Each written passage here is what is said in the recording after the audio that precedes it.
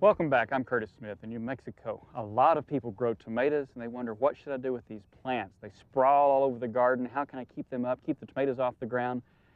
Some people stake their tomatoes, some let them sprawl, and others use tomato cages. Let's ask Master Gardener Ron Jobe what he does here in Albuquerque.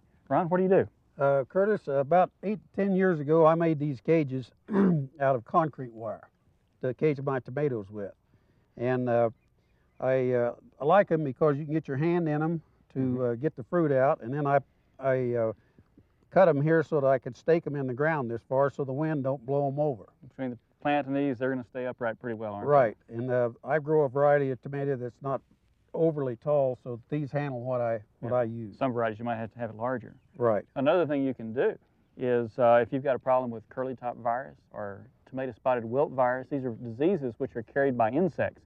To keep the insects away from the tomatoes, you can actually wrap this with a row cover material, which will seal them out. Reemay row cover, spun bonded fabric is really good for that. It lets the air and the light through. The tomatoes grow well. You can unwrap it to reach in and harvest your tomatoes. But as long as the tomatoes haven't filled the cage, you can use that to wrap it up and keep the bugs off. Yeah, that sounds like a terrific idea.